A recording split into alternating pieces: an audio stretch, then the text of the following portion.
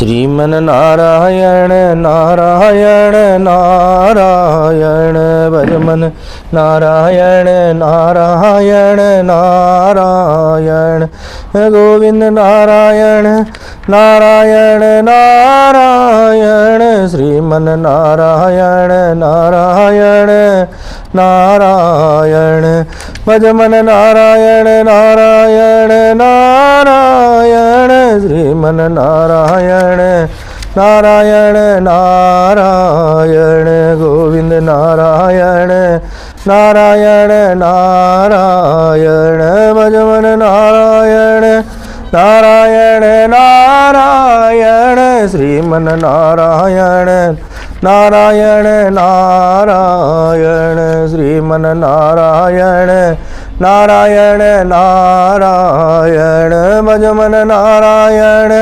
नारायण नारायण श्रीमन नारायण नारायण नारायण दरियो धन की मेवा त्यागी दरियो धन की मेवा त्यागी साग विदुर घर खारायण श्रीमन नारायण नारायण नारायण गोविंद नारायण नारायण नारायण भजमन नारायण नारायण नारायण भजमन नारायण नारायण नारायण श्रीमन नारायण नारायण नारायण श्रीमन नारायण नारायण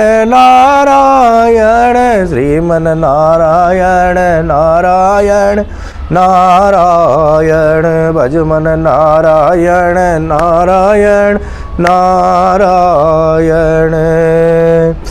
बोलो नारायण भगवान की जय हो। ओम कथा प्रारंभ होता है, सुनो वीर हनुमान रामा सुनो वीर हनुमान। सिया राम जानकी हम जब का करो कल्याण। सियापति रामचंद्र की जय, पवन सुत हनुमान की जय हो। बोलिए लड्डू गोपाल जी महाराज की जय हो। बोलिए सुखदेव महाराज की जय हो। बोलिए परीक्षित महाराज की जय हो। बोलो अपने पितृ देवताओं की जय हो। बोलो अपने गुरु महाराज की जय हो। ओम गुरुर्ब्रह्मा गुरुर्विष्णु गुरुर्देवो महेश्वर गुरुर्साक्षात् परब्रह्म तस्मै श्री गुरुवे नमः। तस्मै श्री गुरु चरण कमलेभ्यो नमो नमः। श्रीमद् भागवत कथा अयोध्यावासिन पूर्वं यथा रामेण संगता तदा कृष्णेन ते नीता गोलोकं योगी दुर्लभम। जय श्री राघवेंद्र प्रभु के साथ समस्त अवधपुरी वासियों ने परम धाम को प्रस्थान किया था। भगवान राम के साथ जितने भी अयोध्यावासी थे सभी ने भगवान राम के साथ वैकुंठ धाम को प्रस्थान किया था। ऐसे ही आज गोकर्ण जी के साथ श्रोता समुदाय भगवान के परम पद को वैकुंठ धाम को प्राप्त हुआ। बोलो विष्णु भगवान की जय। सनकादि कहते हैं, अब बताइए नारद जी, आप कह रहे थे कि जैसे कैसे कैसे पापी तर सकते हैं, तो बताओ धुंधकारी जैसा प्रथम श्रेणी का महापापी जो प्रेत योनि में पड़ा हुआ था, वह भी कथा अमृत पान करके परम पावन बन गया, तो छोटे मोटे पापी तर जाएं कौन सा आश्चर्य की बात है। बोलो विष्णु भगवान की जय। देव ऋषि नारद सुनकर गदगद हो गए और बोले, महाराज एक अंतिम प्रश्न और कह रहा हूं, भागवत का था अमृत पान करने के नियम और विधि क्या है? कथा करवाने में खर्चा कितना आएगा? सनकादिकों ने सबसे पहले यही नियम बताया। प्राय लोग यदि ज्यादा पूछते हैं, यही प्रश्न ज्यादा लोग पूछते हैं कि महाराज कथा करवाने का मन तो बहुत है, पर इसमें खर्चा कितना आ जाएगा? तो वही खर्चा सनकादियों ने सबसे पहले बताया है। विवाहे यादृशं वित्तं तादृशं परिकल्पयेत्। जैसे हम अपनी बेटी का विवाह की तैयारी धूमधाम से अपनी सामर्थ्य अनुसार करते हैं, ऐसे ही भागवत समारोह अपनी सामर्थ्य अनुसार भव्य दिव्य और बृहद करना चाहिए। जैसे बेटी के विवाह में कितना खर्चा आए ये पूछा जाए तो कोई बता सकता है क्या? हर व्यक्ति अपनी अपनी सामर्थ्य के अनुसार अपनी बेटी का विवाह करता है। कोई थोड़े में कर लेता है, कोई बहुत ज्यादा खर्च कर देता है। ऐसे ही श्रीमद् भागवत का करवाने का खर्चा सामर्थ्य के अनुसार होता है। किसी गरीब के घर में अगर बेचारा दुख दुविधा में पड़ा हुआ है तो उसको भी निकालने के लिए परमात्मा की भगवत कृपा होती जरूर है। तो इसलिए जितना सामर्थ्य हो उतने खर्चे से ही भागवत कथा करवाई जा सकती है। जैसी जिसकी जितनी श्रद्धा है उसी श्रद्धा के अनुसार भागवत कथा करवाई जा सकती है। बोलो विष्णु भगवान की जय हो।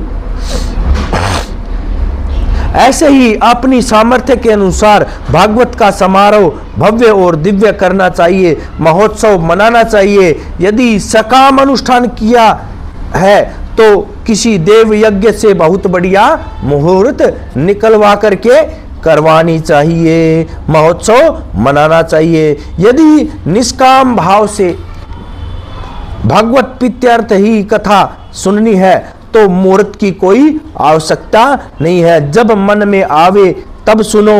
सुंदर व्यासपीठ का निर्माण करो। किसी वैष्णव साधु पुरुष वक्ता को ही व्यासपीठ पर बैठाओ जो समझाने में कुशल हो।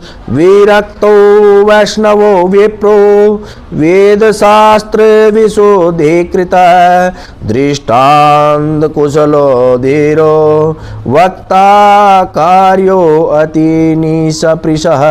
कम से कम 5 ब्राह्मणों का वर्ण करो जो द्वादश अक्षर मंत्र ओम नमो भगवते वासुदेवाय का जाप करते रहें ताकि कथा में विघ्न बाधा न आवे और लब्धार सुखावह। थोड़ा भोजन करो तो ताकि कथा में कोई विक्षेप बाधा न हो और जैसा शरीर हो तदनुसार व्रत कर लेवें। जैसा हमारा शरीर है वैसे ही व्रत करना चाहिए। भोजनम तो वरम मन्ये कथा श्रवण कारकम नापवासो वर प्रोक्त। कथा विघ्न करो। यदि उपवास रखने से कथा में यदि कोई बाधा उत्पन्न होती है तो उपवास की कोई आवश्यकता नहीं। प्रेम से भोजन करके आवे। लक्ष्य यह है कि कथा अमृत में जैसे जैसे प्रीति हो, सुनने में जितना आनंद आवे वैसा ही शरीर में सामर्थ्य अनुसार नियम लेना चाहिए। वक्ता के साक्षात सुखदेव का दर्शन करना चाहिए। जो कथा सुना रहा है उसमें श्री सुखदेव जी का भाव विश्वास अनुसार करना चाहिए, विश्वास से करना चाहिए। सुख रूप प्रबोधज्ञ सर्वशास्त्र विशारद एतद् कथा प्रकाशेन मद ज्ञानम विनाशय। इस भावना से सुख रूप व्यास का तो तोते रूपी व्यासपीठ का पूजन करें। कथा के समापन में श्रोता समुदाय खूब नाम संकीर्तन करे, भजन गावे।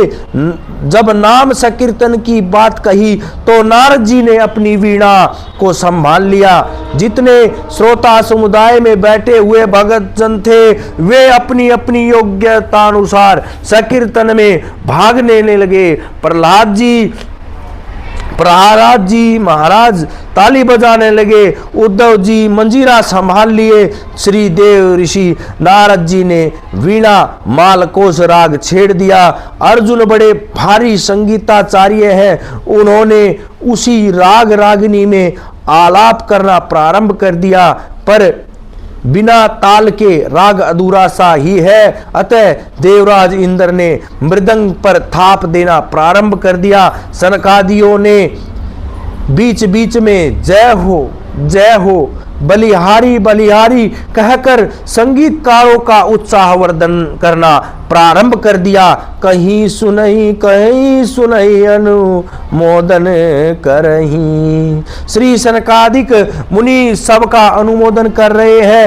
उसी क्षण सभी श्रोता के मध्य व्यास नंदन भगवान श्री सुखदेव जी प्रकट हो गए और वह श्रीमद् भागवत के श्लोकों को अपने मधुर कंठ से गुनगुनाते हुए आनंद में झूमने लगे। अद्भुत व अलौकिक संकीर्तन होने लगा। बोलो विष्णु भगवान की जय। प्रहलाद स्थालधारी तरल गीत याचोद्भकाशधारी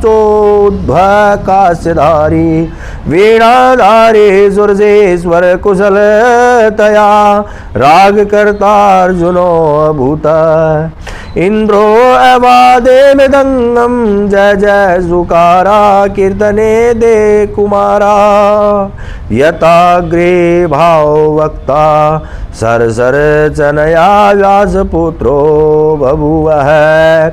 संगीत के 3 अंग है, गायन वादन और नृत्य।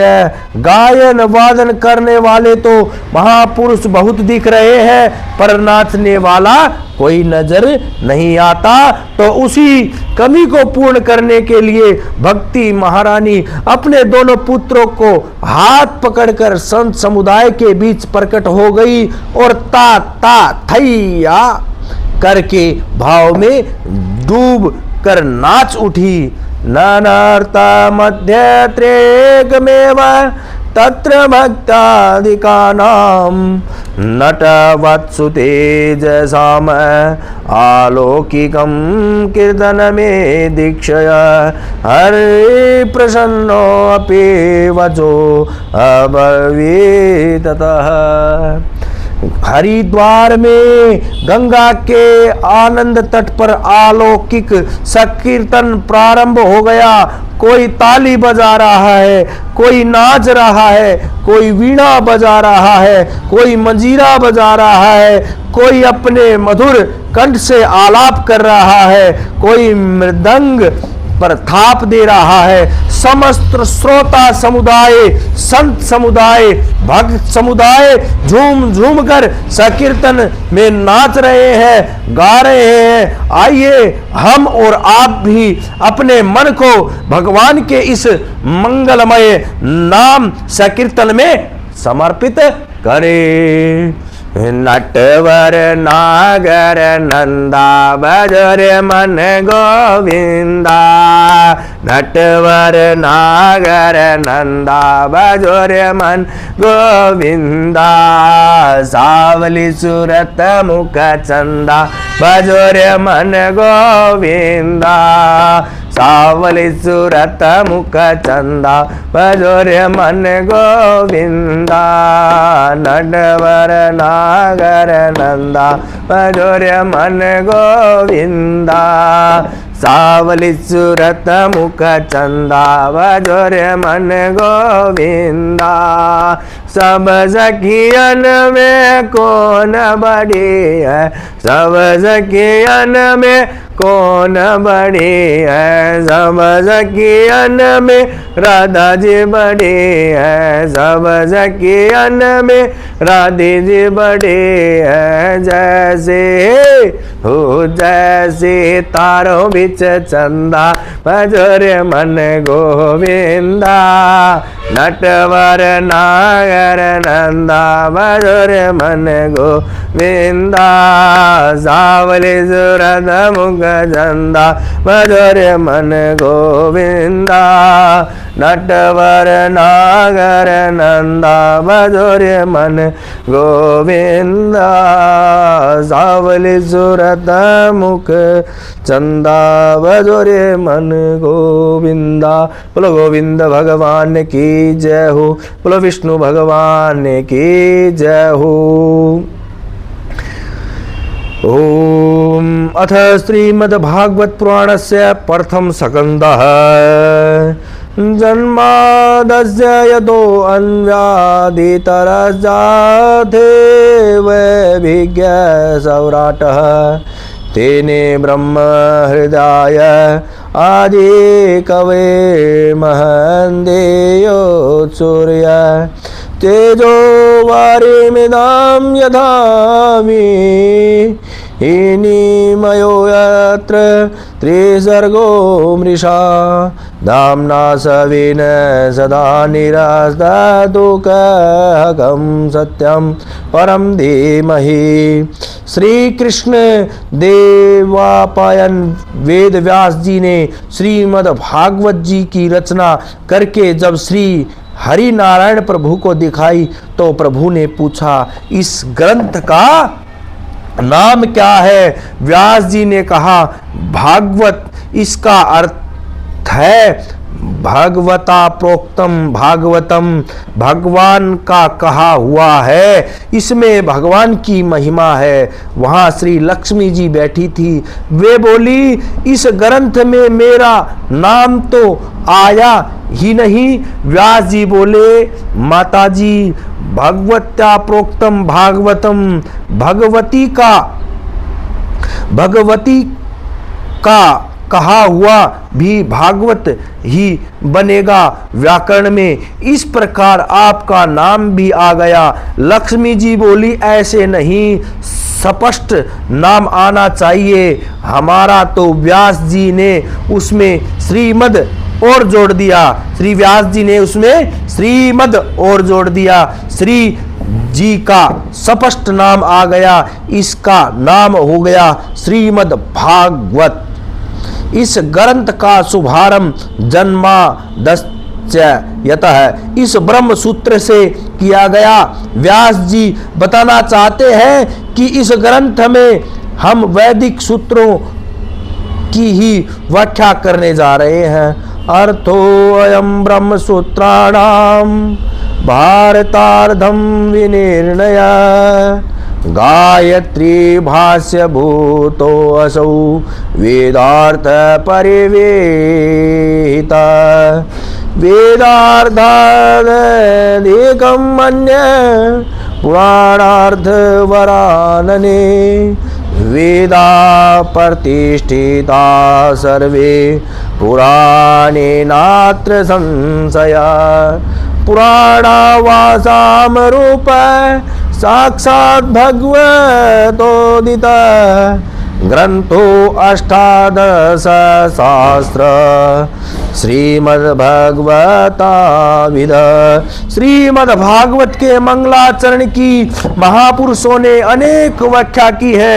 आइए श्रीधर स्वामी जो प्रमुख टीकाकारों में जाने जाते हैं, उनके अनुसार जो मूल अर्थ है तदनुसार व्याख्या श्रवण करे। जन्मादस्य यतः अस्य श्री अस्य विश्वस्य यतो यस्मात् जन्म स्थित भगा भवन्ति। इस विश्व की जिससे उत्पत्ति, पालन और अंत में जिसमें यह लीन हो जाता है, उस परम सत्य परमात्मा का हम ध्यान करते हैं। बोलो विष्णु भगवान की जय हो। यतो वा इमानि भूतानि जायन्ते तेन जातानि जीवन्ति यथा प्रत्यभिसविशन्ति। जो श्रुति इस तत्व का प्रतिपादन करती है उसी को व्यास जी ने प्रतिपादन किया। संसार के सभी पदार्थों में जो अन्वित है पदार्थ परस्पर व्यावृत है, पदार्थों का परस्पर व्यतिरेक है, घटपट नहीं हो सकता, पट घट नहीं हो सकता, किंतु परमात्मा संपूर्ण पदार्थों में अनुगत है, अन्यव्याधितरत है। कोई कहे क्या सांख्यों की प्रकृति, सांख्य वाले तो मानते हैं प्रकृति जगत में व्यापक है, जो कहते हैं कि नहीं प्रकृति तो जड़ है, तो हम अभिज्ञ उस चेतन परमात्मा का ध्यान करते हैं जो स्वतः है, सिद्ध ज्ञानवान है, सौराट। तो क्या ब्रह्मा नहीं, तो क्या ब्रह्मा नहीं, ब्रह्मा जी को जिन्होंने अपने संकल्प मात्र से वेदों का रहस्य प्रदान कर दिया, तेने ब्रह्मा हृदय आदि कवये, जिन वेदों के विषय में बड़े बड़े ज्ञानी मोहित हो जाते हैं। यो ब्राह्मणम विदधाति पूर्वम यो वै वेदास परहीणोति तस्मै। श्री भगवान के स्वरूप में यह त्रिगुणात्मक संसार सूर्य की किरणों में जैसे जल की प्रतीति मिथ्या संसार की सत्यवत प्रतीत होता है, जो अपने स्वरूप की महिमा से निरस्तकुहकम संसार और संसार के पदार्थों से सर्वथा विरक्त है, माया और माया के कारणों से जो सदा असंगत रहते हैं, उन पर सत्य परमात्मा का हम ध्यान करते हैं। इस प्रकार आपने वेदांत परक श्री स्वामी श्रीधर जी के अनुसार श्रीमद् भागवत की व्याख्या श्रवण की। आइए वंशीधर स्वामी जी के अनुसार इसी मंगलाचरण की श्री कृष्ण परक व्याख्या श्रवण करें। ब्रह्म सूत्र का पहला सूत्र है अथा तो ब्रह्म जिज्ञासा, और दूसरा सूत्र है जन्मादस्यत है। इसी ब्रह्म सूत्र से श्रीमद् भागवत का शुभारंभ किया, तो हम आप भी भगवान का ध्यान करें। विद्वानों ने श्रीमद् भागवत के इस मंगलाचरण के अनेक अर्थ किए हैं, सभी अपने अपने इष्ट का इसमें वंदन किया। हम भी अपने इष्ट भगवान श्री कृष्ण का ध्यान करें। जन्मादस्य यतो अन्वादितर स्वाथेव भिज्ञ सौराटः तेने ब्रह्म हृदय आदि कवे मूयन्ति यत्सूरया तेजो वारिमृदां यथा विनिमयो यत्र त्रिसर्गो मृखा धामराजवेन सदा निरस्तकुहकं सत्यं परम धीमहि। हम परम सत्य का ध्यान करते हैं। श्रीमद् भागवत को श्री कृष्ण का स्वरूप माना जाता है, श्रीमद् भागवत को भगवान कृष्ण का स्वरूप माना जाता है। श्री कृष्ण परक अर्थ का ही आप श्रवण करें। सत्यम सच्चिदानंद स्वरूपम श्री कृष्णम परम परमेश्वरम धीमहि ध्यायेमः।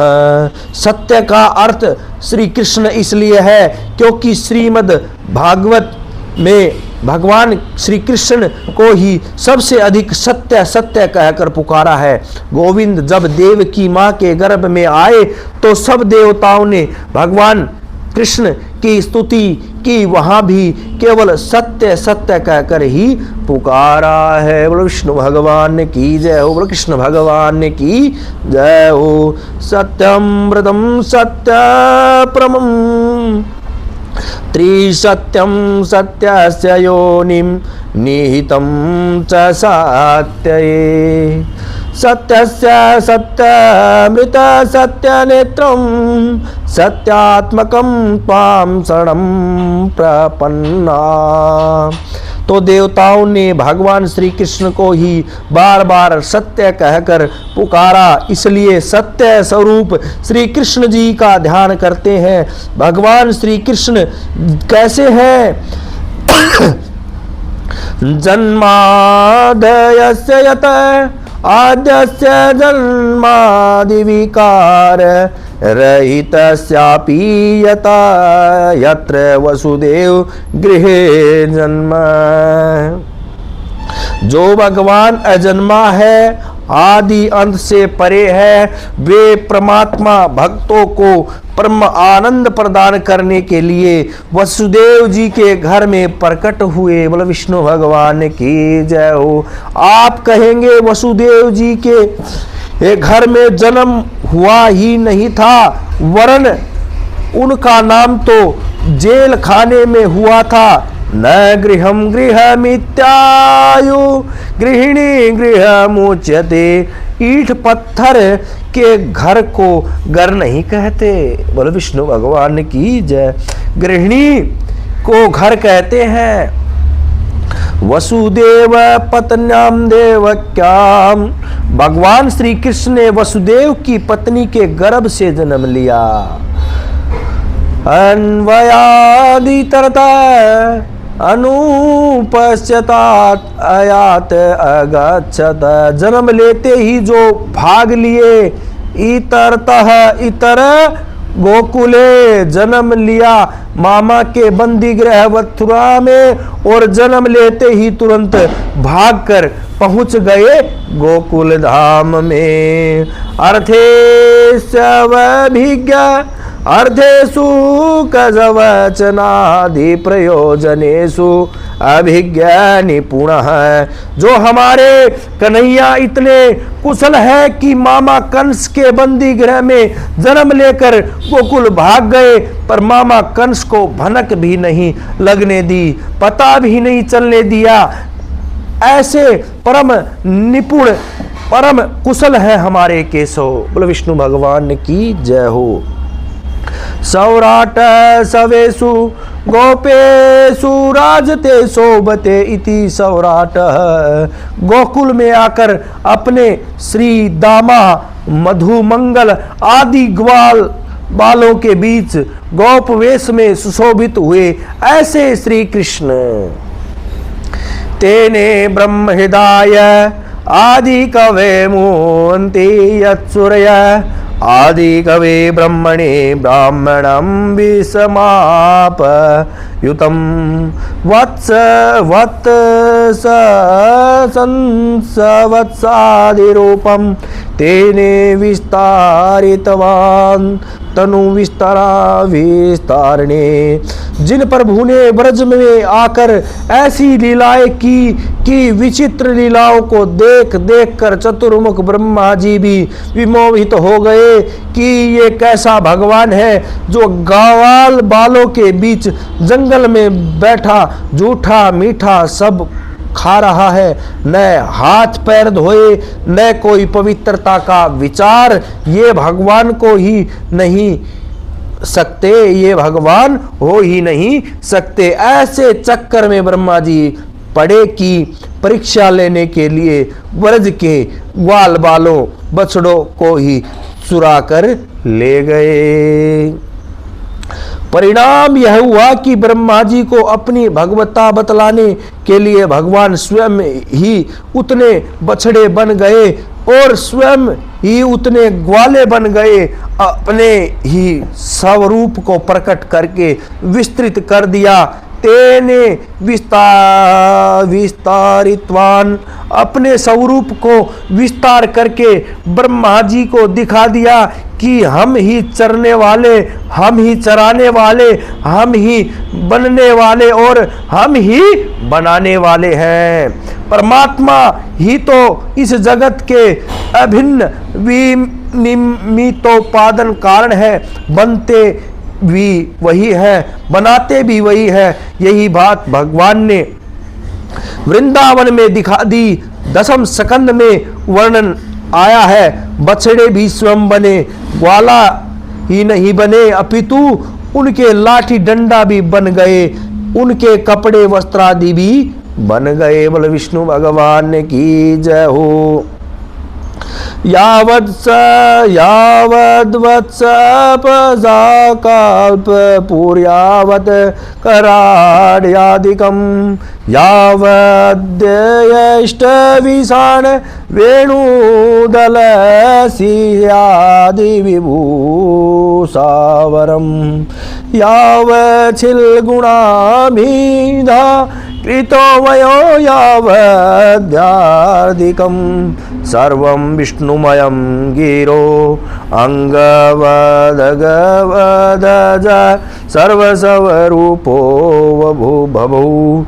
विश्वरूप भगवान सब कुछ बनने में समर्थ है। ब्रह्मा जी का मोह भंग किया, बल्कि ब्रह्मा जी का ही नहीं मोयंती यत्सूर्य, भगवान ने अग्रज सकर्षण श्री दाऊ जी महाराज भी कन्हैया की लीलाओं को देखकर मोहित हो जाते हैं। ऐसे श्री कृष्ण तेजो वारी मृदाम यथा विनिमयो, कन्हैया जब वंशी की तान छेड़ते हैं तो उनकी मधुर तान जिनके कान में पड़े वह समस्त भान भूल जाता है। कन्हैया की वंशी रव का श्रवण करके कल कल कलोल करती हुई कमनीय कालिंदी का कलरव भी कुंठित हो जाता है।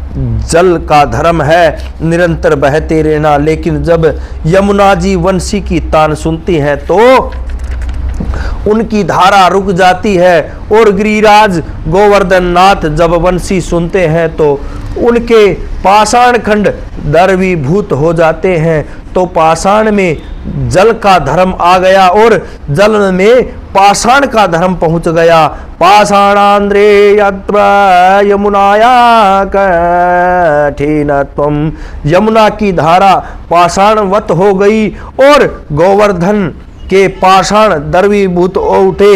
ये कन्हैया की वंशी की विशिष्टता है। कृष्ण लीला त्रिधा प्रोक्ता तद मदैरनेकधा गोकुले मधुरायां च द्वारावत्या तथा क्रमात् यत्रे त्रिसर्गो अमृषा, यत्र श्री कृष्ण चरित्रे त्रिसर्ग अमृषा।